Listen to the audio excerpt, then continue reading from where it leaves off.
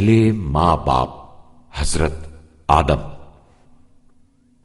پیارے بچوں، ہمارے پیارے اور مہربان خدا نے اس بہت بڑی دنیا کو بنایا اور اس میں چاند، سورج اور بہت سارے ستارے پیدا کیے۔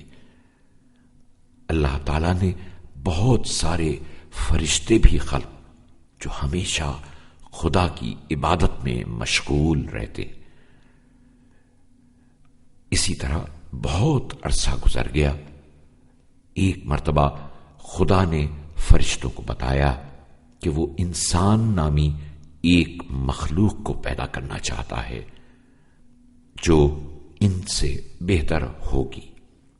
اس کے بعد خدا نے سب سے پہلے انسان یعنی حضرت آدم کو مٹی سے پیدا کرنے کے بعد فرشتوں کو حکم دیا کہ حضرت آدم کو سجدہ کریں۔ یہ حکم سن کر سب کے سب سجدے میں گر گئے، لیکن شیطان جو کہ اپنے آپ کو حضرت آدم سے بہتر سمجھتا تھا، اس نے حسد اور کینے کی وجہ سے خدا کا حکم ماننے سے انکار کر دیا اور حضرت آدم کو سجدہ نہیں کیا۔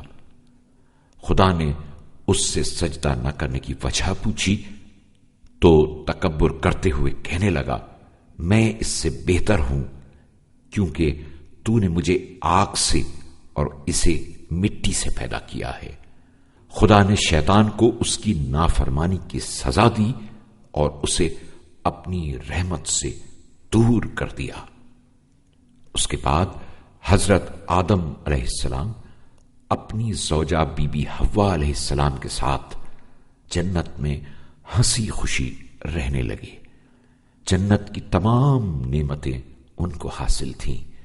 خدا نے حضرت آدم سے کہہ دیا تھا کہ تم ہمیشہ اس پرسکون اور آرام دہ جگہ پہ رہ سکتے ہو، لیکن ایک درخت کے بارے میں بتایا، اس کے پاس نہ جانا کیونکہ اس کا پھل تمہیں جنت سے دور کر دے گا۔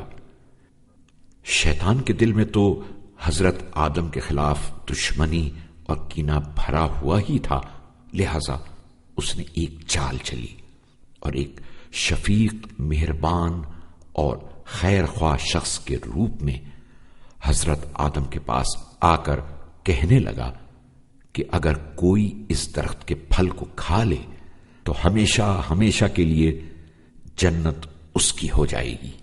اس طرح شیطان نے حضرت آدم اور بی بی حوا کو دھوکا دیا اور انہوں نے اس درخت سے پھل توڑ کر کھا لیا۔ جیسے ہی انہوں نے پھل کو کھایا، انہیں یہ احساس ہونے لگا کہ وہ خدا سے دور ہو گئے ہیں۔ اس کے بعد اللہ تعالی نے انہیں زمین پر بھیج دیا۔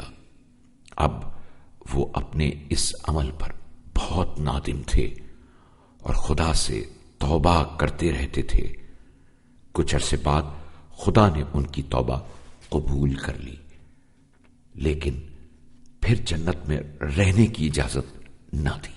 اس کے بعد حضرت آدم اور بی بی حوا زمین پر زندگی گزارتے رہے اور ان کی نسل بڑھنے لگی۔ کئی لڑکے اور لڑکیاں ان کے یہاں پیدا ہوئیں، جن میں سب سے بڑے حابیل اور قابیل تھے۔ حابیل بہت خوش اخلاق اور نیک انسان تھا۔ وہ اپنے بابا حضرت آدم کی بہت عزت کیا کرتا تھا، اسی لیے حضرت آدم نے اسے اپنے خاندان کی سربراہی کے لیے منتخب کیا ہوا تھا۔ قابیل اس انتخاب پر سخت ناراض تھا اور وہ اپنے بھائی سے حسد کرنے لگا تھا۔ اس نے اپنی ناراضگی کو چھپایا بھی نہیں۔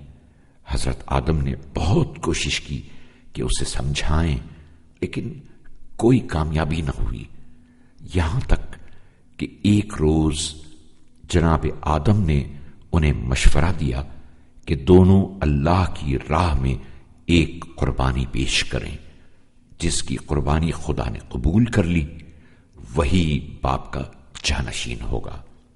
حابیل مویشیوں کی دیکھ بھال کیا کرتا تھا، اس لیے اس نے قربانی کے لیے بہترین اونٹ کا انتخاب کیا، جبکہ قابیل کھیتی باڑی کیا کرتا تھا، لیکن اس نے گندم کی چند سوکھی بالیاں اٹھائیں اور حضرت آدم کی خدمت میں پیش کر دیں تاکہ دونوں کے تحفے خدا کی بارگاہ میں پیش کر دیں۔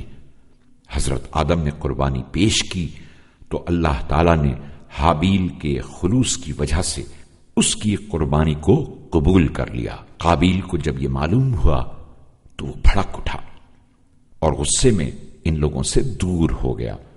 شیطان جو حضرت آدم سے دشمنی پر تلا ہوا تھا، اب ایک نیا بہانہ لے کر قابیل کے پاس آیا اور اسے بھائی کو قتل کر دینے کا مشورہ دیا۔ قابیل نے فوراً بھائی کو قتل کرنے کا ارادہ کر لیا تاکہ بھائی کی موت کے بعد وہ خود باپ کا جانشین بن سکے۔ حابیل نے اسے بہت نرمی سے سمجھایا اور اسے خدا کی طرف دعوت دیتے ہوئے کہا کہ شیطان کی باتوں پر کان نہ دھرے، لیکن قابیل کی تو عقل پر دشمنی اور حسد کے پردے پڑے ہوئے تھے۔ اس نے بھائی کی نصیحت کو قبول نہیں کیا اور باپ کی نگاہوں سے چھپ کر حابیل پر سوتے میں حملہ کر کے اسے قتل کر دیا۔ قابیل بھائی کو قتل کرنے کے بعد وحشت زدہ ہو گیا۔ اس کی سمجھ میں نہیں آ رہا تھا کہ اب باپ کو کیا جواب دے۔ اس نے بھائی کی لاش کو اٹھایا اور وہاں سے چل پڑا۔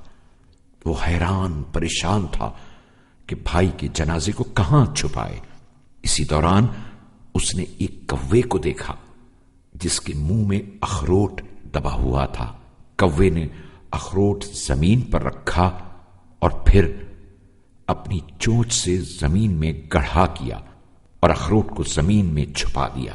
قابیل نے کوے کی حرکات کو غور سے دیکھا۔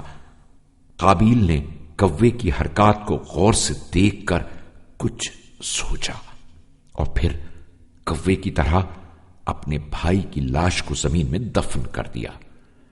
جب حضرت آدم کو حابیل کے قتل کا علم ہوا تو آپ بہت روئے اور قابیل کو خدا کے دردناک عذاب سے ڈرایا۔